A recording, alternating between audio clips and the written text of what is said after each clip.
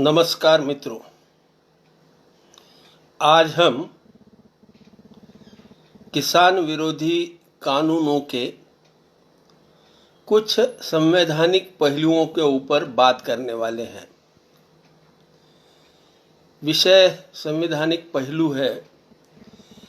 मुझे आपको याद दिला देना चाहिए कि पिछले सत्र में हम लोगों ने किसानों की आत्महत्याओं के बारे में बात शुरू की थी। आत्महत्याएं क्यों हो रही हैं, तो उसके कारण में हमने देखा कि हमारे देश में कुछ ऐसे कानून हैं जिनके कारण किसानों की प्रगति नहीं हो रही है। सिर्फ प्रगति नहीं हो रही, इतना ही नहीं, तो ये कानून किसानों का गला दबा रहे हैं। इस बात को हमने देखा। हमने ये देखा कि आवश्यक वस्तु कानून, कमाल खेत जमीन धारणा कानून यानी सीलिंग का कानून, और तीसरी बात जो है आवश्यक वस्तु कानून, यह कानून किसान विरोधी हैं, ये हमने देखा। तो सहज रूप से ये सवाल पैदा होता है कि ये कानून अगर इतने खतरनाक हैं, इतने बुरे हैं, जिनके कारण किसानों को आत्महत्या करना पड़ रही है, तो ये कानून बने क्यों रहे? इसके विरोध में किसी ने आवाज क्यों नहीं उठाई? इसके विरोध में न्यायालय खामोश क्यों रहे? ये सवाल उठना बिल्कुल स्वाभाविक है। सीलिंग का कानून है, आवश्यक वस्तु कानून है, ये ज्यों के त्यों बने हुए हैं। तो इवन लैंड एक्विजिशन एक्ट भी जैसा का वैसा बना हुआ है, और इन कानूनों के खिलाफ लोग कोर्ट में क्यों नहीं गए? ये सवाल अपने आप में बहुत महत्वपूर्ण है, और इसका उत्तर समझ लेना मेरे दृष्टि से किसान पुत्रों के लिए तो बहुत जरूरी है। क्या वजह हुई कि लोग कोर्ट में नहीं गए? तो इसके लिए कोर्ट में जाने से मना करने वाली, कोर्ट में जाने से रोकने वाली एक व्यवस्था बिल्कुल शुरू में ही कर ली गई। देखिए, 1947 में हम लोगों को 15 अगस्त 1947 को हमको आज़ादी मिली। 26 जनवरी को 1950 को हमने अपना संविधान स्वीकार किया। ये संविधान 3 साल की लगभग दीर्घ चर्चा के मंथना के बाद बना। जो भी बना, मैं उसको इसलिए बहुत ज़्यादा महत्व देता हूँ कि वो पहला संविधान हमारे देश का है। तो वो संविधान बना, और संविधान बनने के बाद सिर्फ 1.5 साल में पहली संविधान दुरुस्ती की गई। देखिए, अब समझने की बात यह है कि लिखित रूप का संविधान क्यों होता है। राजा जो होता है, जहां हुकुमशाही होती है, डिक्टेटरशिप होती है, वहां तो लिखित संविधान का कोई मतलब ही नहीं रहता। राजा चाहता है उस तरीके से, वो जो बोलेगा वो कानून बन जाता है। लोकतंत्र में लिखित कानून इसलिए जरूरी है कि वो ये बताता है कि सरकार ने क्या नहीं करना चाहिए। देखिए, बहुत इंपॉर्टेंट चीज है कि सरकार क्या नहीं करेगी। ये बात इसका और इसके साथ साथ नागरिकों के स्वतंत्रता के अधिकार को सुरक्षा रहे, उसका विस्तार होता रहे नागरिकों के अधिकारों का, इसके लिए लिखित संविधान होता है। लिखित, हम अजीब बात है, हमारे देश में सरकार के कर्तव्य ये तो कहीं नहीं लिखा हुआ, लेकिन नागरिकों के कर्तव्य हमारे लिखित संविधान में आ गए। ये बहुत अजीब चीज है, विडंबना है।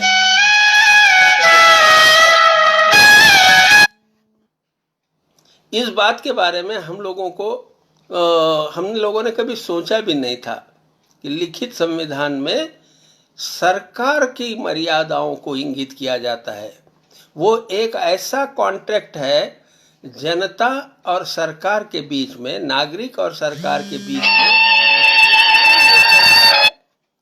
वो ये बताना चाहता है नागरिक और जनता के बीच में का करार कि जिसमें वो नागरिकों के स्वतंत्रता के अधिकारों को धक्का ना पहुंचाए और सरकार अपनी मर्यादा में रहे। इसका लिखित डॉक्यूमेंट का मतलब लिखित संविधान होता है। लेकिन बड़े आश्चर्य की बात है, हमारा संविधान बहुत बड़ा संविधान है, तो इस संविधान में नागरिकों की कर्तव्यों की बात तो आ गई, लेकिन सरकार के दायित्व की बात अलग से कुछ आई नहीं। मित्रों, पहली संविधान दुरुस्ती हुई 18 जून 1951 को। मैं आपको ये बताना चाह रहा हूं कि ये जो किसान विरोधी कानून है वो पिछले वर्षों से आज तक क्यों बने रहे, तो उसका कारण संविधान में है। तो वो संविधान में कैसा आया, तो 18 जून 1951 को, यानी हमारी संविधान के स्वीकारने के बाद तुरंत 1.5 साल में, बड़ी मजे की चीज है कि जिस संविधान समिति ने हमारा संविधान बनाया वो 1.5 साल पहले कहती है एक बात और तुरंत 1.5 साल के बाद दूसरी बात मतलब ये दूसरी बात ये विसंगत बात कहती है। वो पार्लियामेंट में आते के साथ ही 1.5 साल में आप दुनिया का इतिहास देखिए, दुनिया में कौन से देश में कब संविधानों में संशोधन हुए ये देखिए, तो आपको दिखाई देगा कि इतनी तुरंत, इतनी जल्दबाजी में संविधान संशोधन शायद ही किसी देश में किया गया। जो भी संशोधन हुए वर्षों बाद हुए और वो भी इसलिए किए गए कि वहां के नागरिकों के आज़ादी का विस्तार करना है। लेकिन हमारा ये पहला संविधान संशोधन ये तुरंत 1.5 साल के बाद हुआ और वो इसलिए हुआ कि जहां नागरिकों के अधिकारों का संकोच, सच माने तो संकोच नहीं, हनन करने के लिए हुआ। क्या किया इन्होंने, संविधान के 31A-B ये अमेंडमेंट किए गए। ये अमेंडमेंट के मुताबिक जो हमारा मूल संविधान 8 परिशिष्टों का था उसमें एक नया परिशिष्ट जोड़ा। अब परिशिष्ट किसे कहते हैं, परिशिष्ट वो चीज होती है संविधान में जो मूल चीजें हैं जहां के वहां नहीं दी जा सकती। उदाहरण के लिए भारत में के राज्य कितने हैं तो उसका आप पूरी लिस्ट देनी है तो वो परिशिष्ट में आप देख लीजिए। यहाँ कौन सी भाषाएं बोली जाती हैं उसके बारे में, जहां विस्तार देना है तो विस्तार देने के लिए परिशिष्ट जोड़े गए। लेकिन ये परिशिष्ट 9 तो एक अजीब सा था, इसका कोई रेफरेंस संविधान मूल संविधान में नहीं था। वो महज 31A-B जोड़कर ऐड किया गया। और किस लिए ऐड किया गया, ये कहा गया कि ये परिशिष्ट 9 में जो कानून डाले जाएंगे इनके विरोध में कोर्ट में नहीं जाया जा सकता। यानी कोर्ट, जो हमारे संविधान की विशेषता ये थी कि वह किसी दूसरी संस्था के अधिकार में हस्तक्षेप नहीं करेगी।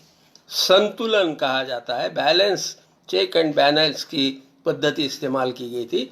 संविधान के कानून बनाने का अधिकार तो पार्लियामेंट को है, लेकिन उसकी समीक्षा करने का, किसी के मूलभूत अधिकारों का हनन होता है तो उसके बारे में आवाज उठाने के लिए एक खास अधिकार संविधान ने हर नागरिक को दिया कि आप सर्वोच्च न्यायालय में, आप हाई कोर्ट में जाकर अपना अधिकार, एक याचिका दाखिल कर सकते हो।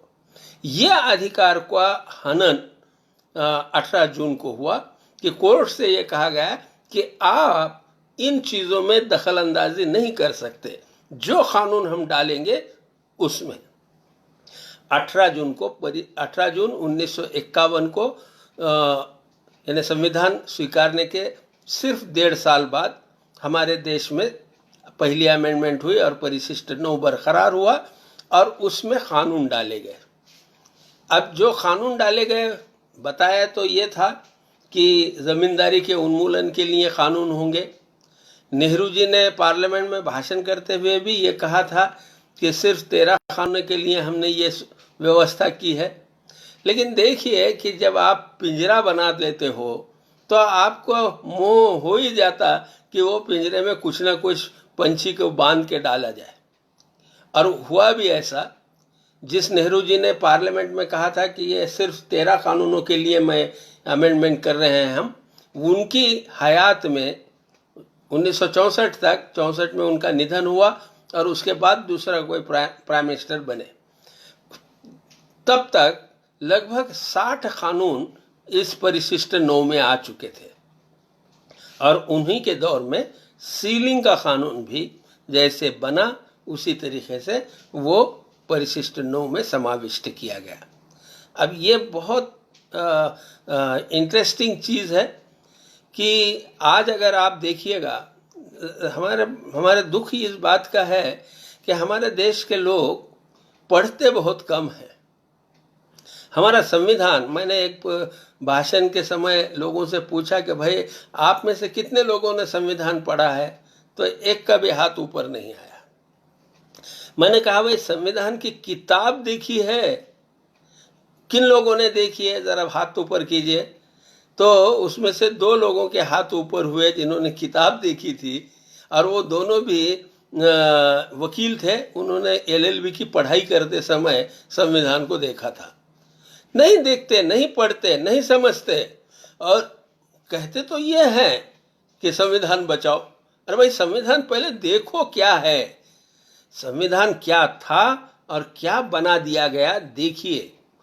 मैं मूल संविधान के विरोध में नहीं हूं, लेकिन संविधान के जो बिगाड़ हुए और जिन बिगाड़ों के कारण किसानों को आत्महत्या की गई है, उनका संरक्षण करता नहीं हूं, उनका निषेध करने वाला हूं, उनको समाप्त करने की मांग करने वाला हूं कि वो सारी अमेंडमेंट खत्म कर दीजिए और शुरुआत कीजिए मूल संविधान से। मूल संविधान जैसा का वैसा जो बाबा साहेब अम्बेडकर के नेतृत्व में हुआ, उस समय के सारे देशभक्तों ने जो बनाया, उससे शुरुआत कीजिए। आप यहाँ से मत शुरुआत कीजिए संविधान संरक्षण की, कि जो पूरी का पूरा किसानों के विरोध में जिसका इस्तेमाल हो चुका है। इसका क्या प्रमाण है? प्रमाण ये है कि 9 शेड्यूल देखिए आप, 9 शेड्यूल में आज 284 कानून है, और 284 कानून में से लगभग 250 कानून सीधा सीधा किसानों से जुड़े हुए हैं, खेती से जुड़े हुए हैं। सीधा सीधा राइट ऑफ प्रॉपर्टी, किसानों की राइट ऑफ प्रॉपर्टी से जुड़े हुए हैं ना। ये चीजें नहीं चलेंगी। परिशिष्ट 9 ये किसान विरोधी है, और इसका अंत होना ये स्वतंत्रता के लिए, न्याय के लिए आवश्यक है। लेकिन वो 51 में जो बात बनी उसका इस्तेमाल उसके नेहरू जी ने तो किया ही किया, उसके बाद इंदिरा गांधी ने किया, उसके बाद और लोगों ने भी किया। इवन जनता पार्टी की जो हुकूमत आई थी मोरारजी के नेतृत्व में, उन्होंने भी किया। और अंत में तो अब भी मोदी की सरकार आई है, वो भी उसी का इस्तेमाल कर रही है। कोई नहीं है। मैं बार बार कहता हूं कि किसानों के खून से इस देश के हर पार्टी के हाथ लाल हो चुके हैं। कोई पार्टी बची हुई नहीं है, सारे पार्टियां उसकी जिम्मेदार है। जिन्होंने किसान विरोधी कानून का समर्थन किया, वो सारे किसान हत्या की जिम्मेदार है। और ये समझने की बहुत जरूरी है। और ये मात्र कानून करके नहीं हुआ, तो इसके लिए संविधान में बदलाव किए गए।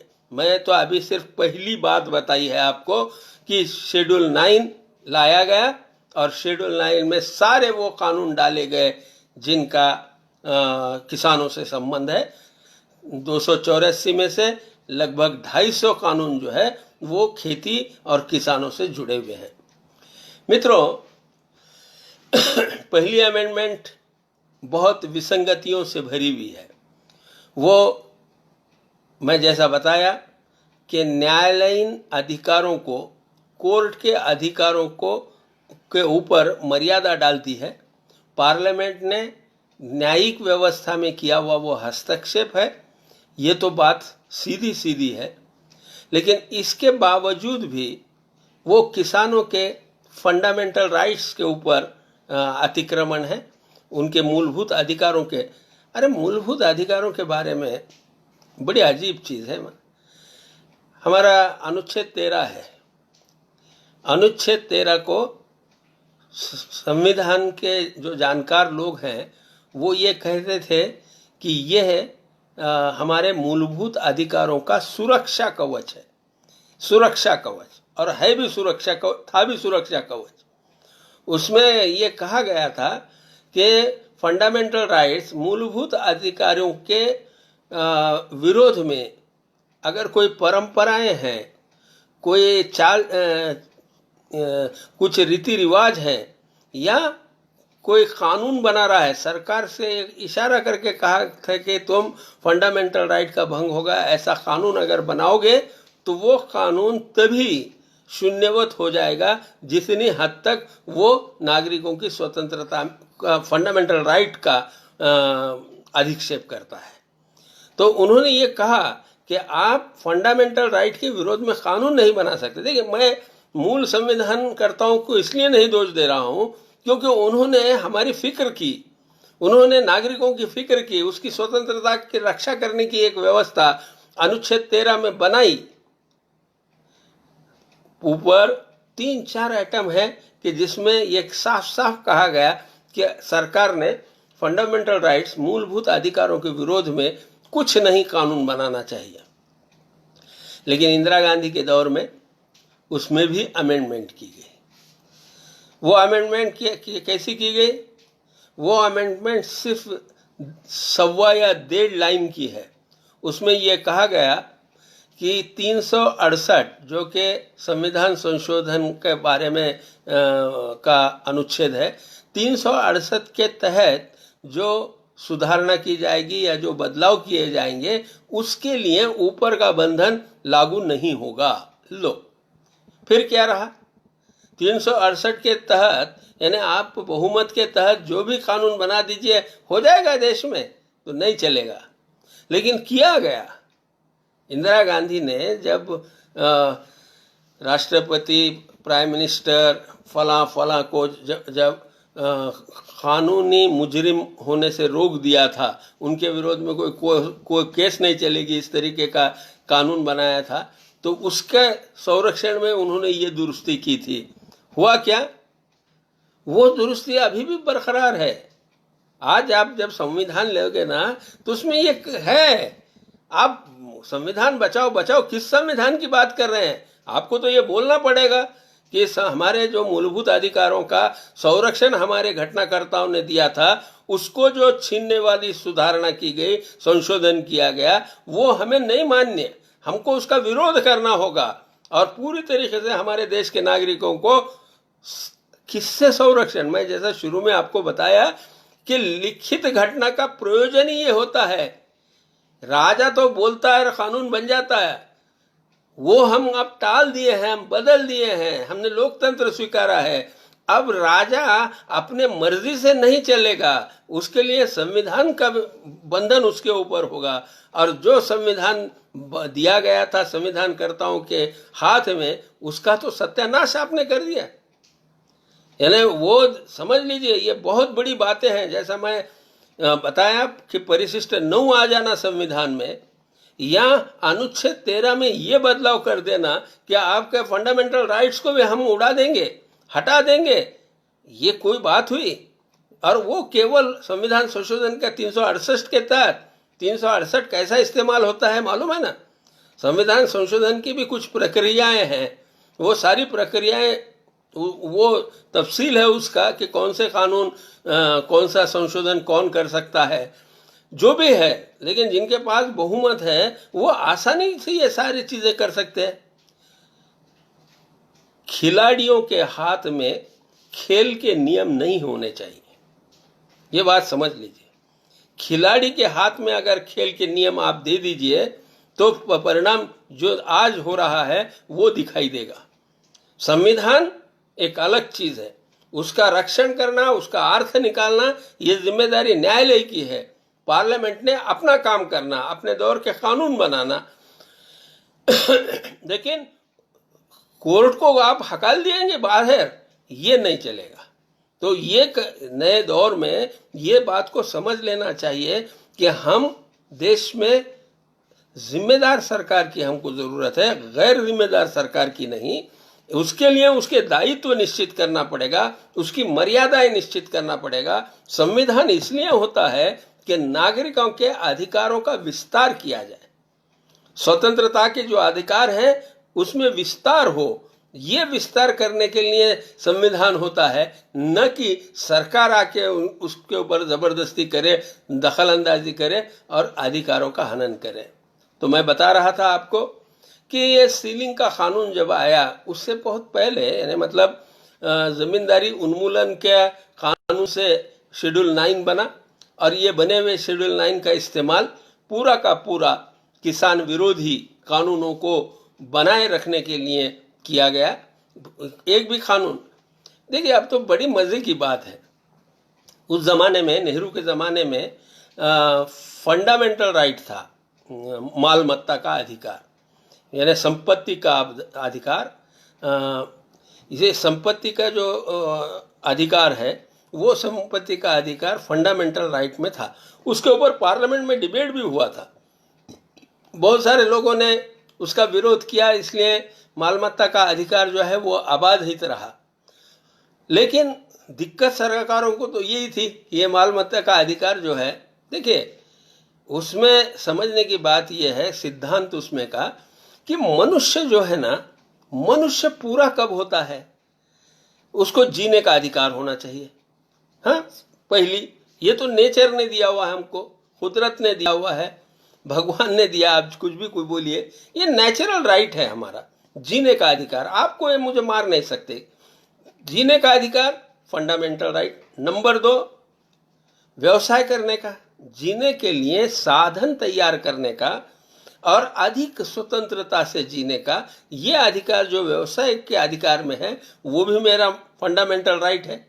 और उसी के साथ जुड़ी हुई बात है कि मेरी मालमत्ता, मेरी प्रॉपर्टी, ये संभालने का, उसका विकास करने का, उसका विल्हेवाट यानी कि उसका क्या, उसको डिस्पोज ऑफ करने का, ये सारे अधिकार मेरे अधिकार हैं। ये 3 चीज़ें, जीने का अधिकार, व्यवसाय करने का अधिकार, मालमत्ता का अधिकार, ये 3 अधिकार, ये प्रमुख अधिकार हैं। ये तीनों अधिकारों के ऊपर 9 शेड्यूल ने लगाम लगा दी और उसमें ऐसे ऐसे कानून डाले कि जो किसान विरोधी हैं, शेतकरी विरोधी। देखिए यहाँ मालमत्ता का रिलेशन किसान से ज़्यादा आता है, इसलिए उसको समझना बहुत ज़रूरी है, क्योंकि खेती ज़मीन है, वो एक मालमत्ता है, एक प्रॉपर्टी है, तो वो प्रॉपर्टी का रिलेशन किसानों से सबसे अधिक है और वो बात को हमारे बहुत सारे मित्र नहीं समझ रहे हैं। मैं उस संविधान संशोधन का भी आपके सामने जिक्र कर दूं। आज मैं पूरे संविधान संशोधन के बारे में तो नहीं बताऊंगा, असल में मेरे मित्र हैं सुभाष खंडागड़े जो पुसद में रहते हैं, विदर्भ में, उनकी पहली पुस्तक हम लोगों ने निकाली, यहाँ उल्टी दिखाई देगी, शेतकऱ्यांचा गळफास ठरलेल्या घटना दुरुस्त्या, किसान विरोधी कानूनों का फंदा, संविधान दुरुस्तियों का फंदा किसानों को, इस आशय की एक मराठी पुस्तिका उन्होंने निकाली थी। उस समय हमने उसमें विस्तार से सारी बातें कही हैं।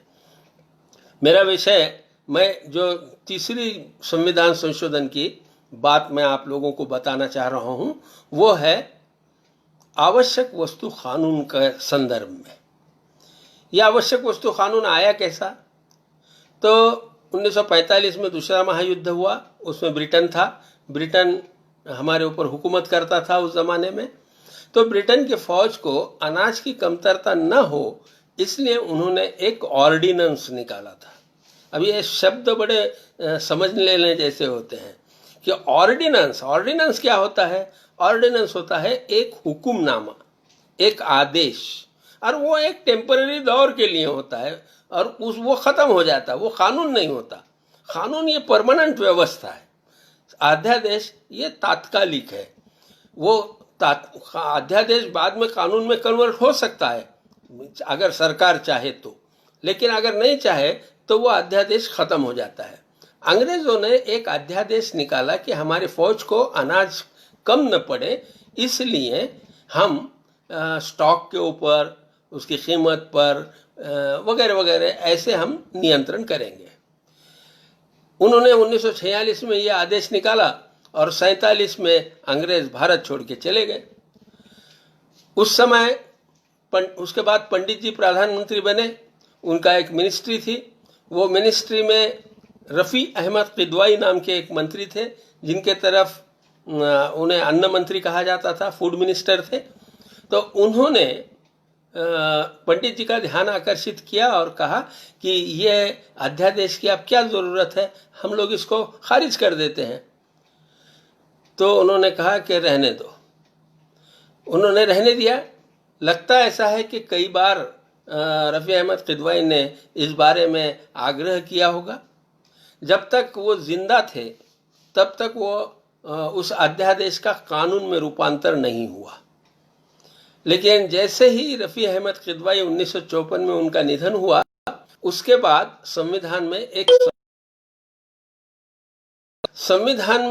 एक संशोधन किया गया। वो संशोधन है हमारा देश किस तरह से चलेगा, उसके लिए जिम्मेदारियों का बंटवारा किया गया। अनुसूची 7 में, ये परिशिष्ट 7 में वो लिस्ट दी गई है। 3 तरीके की लिस्ट है। पहली लिस्ट है केंद्र सरकार क्या करेगी, उसके अधिकार किन किन क्षेत्रों में चलेंगे, वो उसकी एक लिस्ट दी गई है। दूसरी लिस्ट है राज्य सरकारों ने का कार्यक्षेत्र क्या रहेगा, किन किन चीज़ों में वो काम करेंगी। और तीसरा जो लिस्ट है वो समवर्ती, यानी दोनों का मिला के क्या काम किया जाएगा। अब देखिए कि खेती जो है, खेती तो राज्य सरकार के अधिकार में, केंद्र सरकार कुछ कर नहीं सकता और केंद्र को तो चाहिए करना है। अब समझ लीजिए कि 1951 में नियोजन प्लानिंग कमीशन का भी रिपोर्ट आया हुआ है। प्लानिंग कमीशन ये कह रहा है कि भारत में औद्योगिकरण बढ़ना चाहिए और औद्योगिकरण बढ़ाने के लिए मजदूर सस्ता मिलना चाहिए। देखिए, मजदूर की मजदूरी का, उस ज़माने में भी मजदूर की मजदूरी तय होती थी अनाज की कीमत के ऊपर। भाई, कम से कम खाने के लिए मैं आज दिन भर मेहनत कर रहा हूँ तो मुझे 2 जून रोटी तो मिलनी चाहिए। तो वो अनाज की कीमत के ऊपर वो अपनी मजदूरी तय करते। अनाज की कीमत से कम पे कोई मजदूर काम करने के लिए तैयार नहीं होता, फिर वो मजदूरी बढ़ाने की बात करता। ये उस दौर की बात मैं कर रहा हूँ। तो अनाज की कीमतें अगर हम लोग कम कर देते हैं तो मजदूरी के रेट भी एक लिमिट में और इंडस्ट्री के लिए लेबर सस्ता मिल जाएगा। ये सारी अर्थशास्त्र उस समय के एक्सपर्ट्स ने बताया और वो नियोजन आयोग में ये साफ लिखा हुआ है कि औद्योगिकरण के लिए मजदूर सस्ता लेना हो तो अनाज की कीमतें कम निचले स्तर पर रखनी चाहिए। अनाज की कीमतें अगर निचले स्तर पर रखेंगे तो लोग तो अनाज पैदा करना ही बंद कर देंगे, और उस समय में तो बड़ी किल्लत थी। तो इससे भी बचा जाए तो होशियारी उन लोगों ने ये निकाली कि अनाज की ही कीमतें कम नहीं तो सारे खेती माल की कीमतें कम रखी जाएंगी। और उन्होंने देखा ये कि अनाज के अलावा भी कीमतों को कम रखा जाए। तो अब ये सारा मैकेनिज्म चलाना है तो ये राज्यों के हाथ में ये सारी खेती दे के नहीं चलेगा, तो वो केंद्र सरकार के हाथ में भी उसका अधिकार होना चाहिए। ये इच्छा तैयार हुई और पंडित जी के ज़माने में ही अमेंडमेंट किया गया। अनुसूची 7 में जो सामयिक है, जो दोनों राज्यों, केंद्र और राज्य ने मिलकर करना है, वो जो सूची है, तीसरा पार्ट जो है उसका, उस तीसरे पार्ट के 33वें कॉलम पे आप संविधान देख लीजिए। 33वां जो कॉलम था वो पूरा का पूरा निकाल दिया। जो मूल संविधानकर्ताओं ने वहाँ लिखा था वो पूरा खारिज किया और उसके जगह के ऊपर कुछ एग्रीकल्चरल प्रोड्यूस के नाम दिए। देखिए कि ये लोग चाहते थे कि किसानों की ज़मीन के ऊपर अधिकार मिले, वो नहीं मिल पाया। यानी उसके श्रेय तो सही राजा राजगोपालाचारी को दिया जा सकता है। राजा जी जैसे लोगों ने उसमें रुकावट ली, तो ज़मीन के ऊपर तो मालकी नहीं मिल सकी, उसके लिए शेड्यूल 9 बनाया गया। अब एग्रीकल्चर प्रोड्यूस के ऊपर अधिकार लेना था केंद्र सरकार को, तो उन्होंने ये दुरुस्ती की। और तुमको बताऊं, बड़े आश्चर्य की बात है कि ये रफ़ी अहमद किदवाई मरते हैं, तुरंत अमेंडमेंट होती है, और तीसरे महीने में, मेरे को तो लगता है कि नेक्स्ट पार्लियामेंट्री सेशन में वो अध्यादेश जो अंग्रेजों ने बना के गए थे उसका कानून में रूपांतर कर दिया गया, और वो कानून में रूपांतर हो गया। 1955 में इसेंशियल कमोडिटीज एक्ट आ गया। वो एक्ट जो अंग्रेजों का अध्यादेश था वो कानून में कन्वर्ट हो गया, और 1955 से ये कानून चलता आया। अब कानून जो था वो क्या कानून था वो तो आप लोग जानते ही हैं, मैंने पिछली बार भी बताया कि इस कानून के 3 बड़े दुष्परिणाम हुए। पहला दुष्परिणाम तो ये हुआ कि खेती की कीमतें कम करने का अधिकार केंद्र सरकार को प्राप्त हुआ। अनाज की कीमत, अमुक कीमत, बाजार में हस्तक्षेप करने का अधिकार सरकार को हुआ। सरकार को उसका वो कानून जो देखिए आप, उसके तीसरे नंबर का जो नियम है उसमें केंद्र सरकार को यह अधिकार दिया गया है कि वो कौन सा आप प्रोड्यूस करना चाहिए। यानी चंपारण में हमारा गांधी उसके लिए लड़ा कि वो ये अधिकार तुम्हारा नहीं है, क्या प्रोड्यूस करना है वो किसान तय करेंगे। लेकिन ये कानून में ये अधिकार दे दिया सरकार को कि तुम क्या पैदा करोगे, कितना उसका आपको स्टॉक करने का। स्टॉक के बारे में तो बहुत मज़ेदार बात आई। उन्होंने कह दिया कि आप 40 क्विंटल से ज़्यादा स्टॉक नहीं कर सकते। एक ज़माने में की बात बता रहा हूँ। तो एक किसान से 48 क्विंटल माल निकला खेत किसान का, और वो बेचारा घर ले आया। घर आया तो वो 48 क्विंटल हो गया था। 40 क्विंटल की लिमिट हमारे इस कानून में। तो वहाँ का अधिकारी आ गया और कहने लगा तुम्हारे पास स्टॉक लिमिट से ज़्यादा है। तो कहने लगा अरे भाई मेरा है ये, अभी बिकना बाकी है इसका। नहीं नहीं नहीं, आप स्टॉक नहीं कर सकते। और वो केस कोर्ट में गई भाई, कोर्ट में गई। ऐसे सैकड़ों केसेस, हजारों केसेस गए।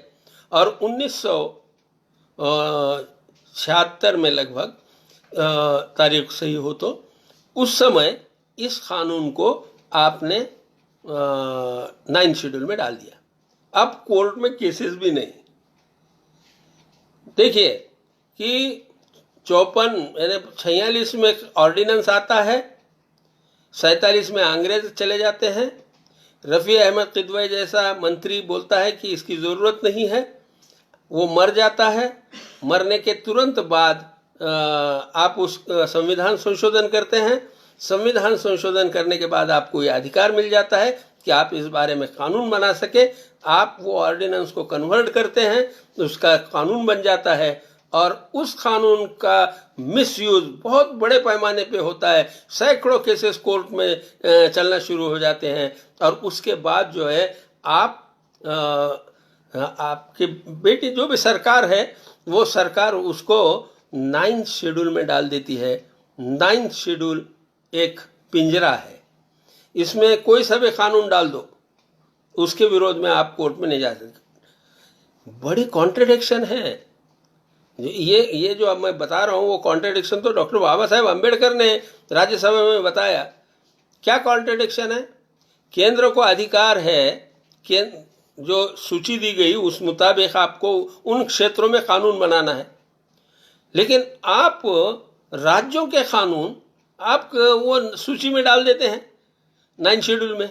आपको ये कैसा अधिकार है? बड़ी अजीब बात है।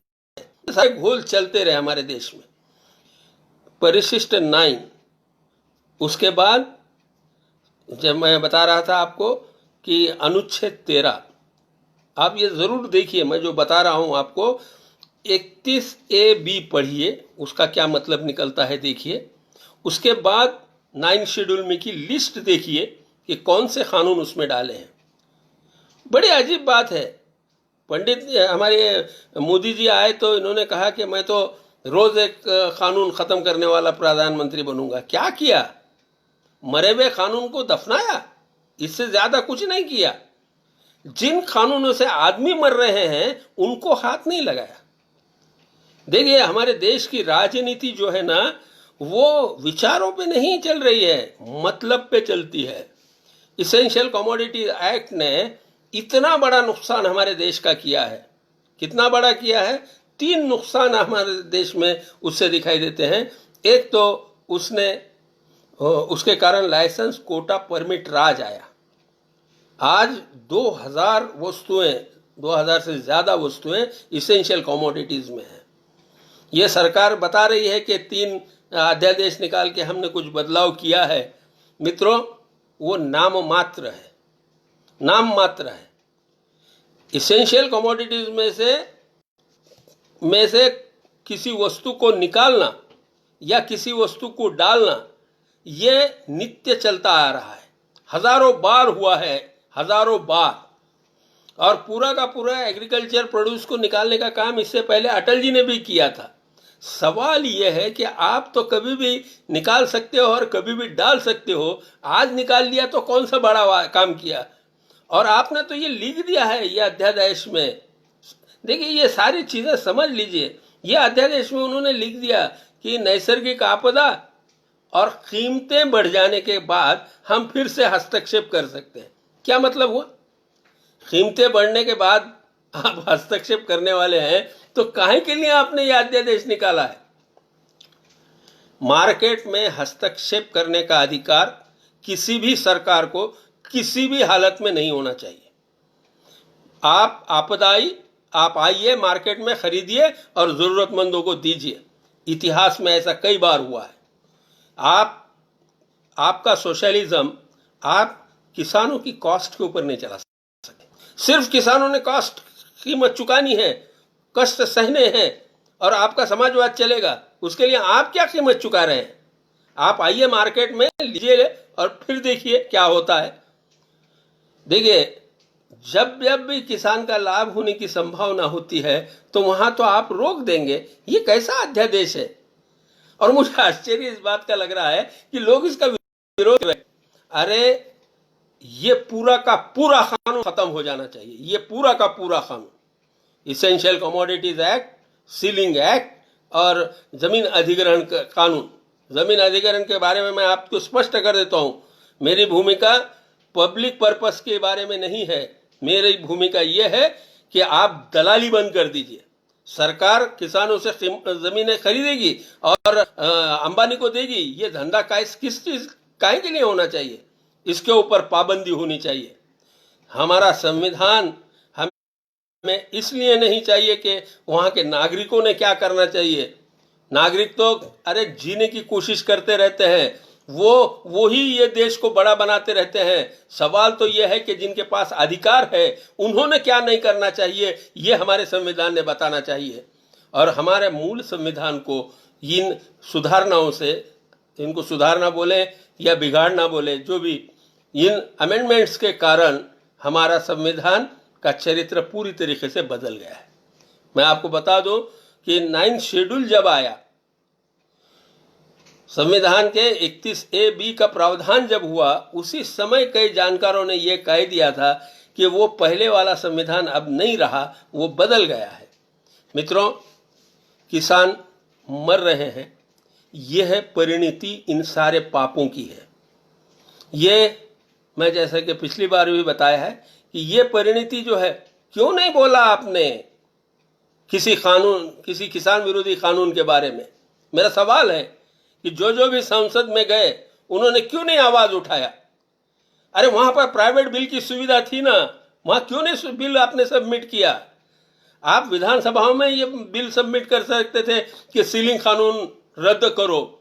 जो भी वहां गए वो सारे के सारे किसानों की आत्महत्या के लिए जिम्मेदार है। जिन्होंने ये संविधान का बिगाड़ किया वो तो ही है। लेकिन जिन्होंने ऐसे संविधान का इस्तेमाल करके राज किया है वो भी उतने ही जिम्मेदार हैं। मुझे ये लगता है कि किसान पुत्रों, अब आंखें मूंद के रहने के ज़माना नहीं है। आपको अध्ययन करना पड़ेगा, आपको समझना। ये छोटी छोटी चीज़ें हैं क्या, जैसा अपने परिवार में हम लोग जानते हैं कि ये चाचा है, ये मामा है, इतना कीमान परिचय रहना आवश्यक है, उसी तरीके से हमारे देश में हमको रहना है तो हमारा संविधान क्या है, उसका क्या हुआ, ये हम लोगों को समझ लेना चाहिए। मैं कोई उसके ऊपर पीएचडी करने का आग्रह नहीं कर रहा हूँ। मैं ये देख रहा हूँ कि जो परिणाम हुए हैं, जबकि किसान मर रहे हैं, ऐसी स्थिति में उसकी वजह के पीछे जाते जाते जो सारी चीज़ें आएंगी, वो सारी चीज़ों को हम लोगों को समझना चाहिए। और सिर्फ समझने से ही काम नहीं चलेगा मित्रों, समझ तो बहुत लोग रहते हैं, आवाज़ भी उठाना पड़ेगा, उसके लिए कीमत चुकाने की तैयारी करना पड़ेगा।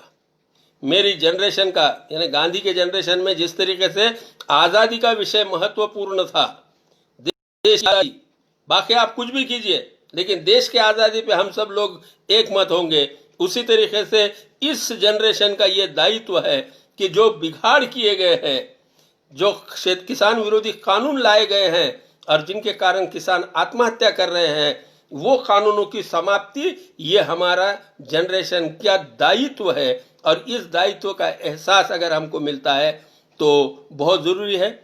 हम लोग किसान पुत्र आंदोलन के नाम से एक आंदोलन चलाते हैं। ये कोई संगठन नहीं है, इसमें कोई अध्यक्ष सेक्रेटरी नहीं होता है, इसमें कोषाध्यक्ष भी नहीं होता, हम पैसे भी जमा नहीं करते। हम लोग सिर्फ किसान विरोधी कानूनों के बारे में आवाज़ उठाने वाले लोग हैं, इसके बारे में आंदोलन करने वाले लोग हैं। ये आंदोलन को आगे बढ़ाने का दायित्व जिसको भी लगे वो किसान पुत्र आंदोलन है, चाहे मेरा परिचित हो न हो, या कोई ज़रूरी नहीं है कि उसने किसान पुत्र आंदोलन ही नाम लेना चाहिए। ज़रूर ये है कि वो किसान विरोधी कानूनों के बारे में सजग रहे, वो कानून ख़त्म करने के लिए लड़े, उसको ये अपने जनरेशन का इशू माने। ये इस तरीके का एहसास होना बहुत ज़रूरी है। मित्रों हो, आज किसानों को बहकाने वाले लोग बहुत आ गए हैं। वो किसानों के बारे में ज़ोर ज़ोर से रोते हैं तो लोगों को लगता है कि ये किसानों के मसीहा है। ये लोग बड़े अजीब हैं। यानी जब पिछले बार शरद जोशी के नेतृत्व में जब आंदोलन चल रहा था तो उस समय तो ये लोग शरद जोशी को बुर्जुआ या कैपिटलिस्ट का हस्तक वगैरह इस तरीके का नाम गाली देते थे। वो लोग आज किसानों के बारे में ज़ोर ज़ोर से रोना शुरू किए हैं। तो इन लोगों से सावध रहिए। मैं बहुत जिम्मेदारी के साथ कहना चाह रहा हूँ कि जो लोग व्यक्ति स्वतंत्रता के विरोध में हैं वो किसानों के मित्र नहीं हो सकते। स्वातंत्र्य ये परम मूल्य जो लोग मानते हैं वो न तो सांप्रदायिक लोग मानते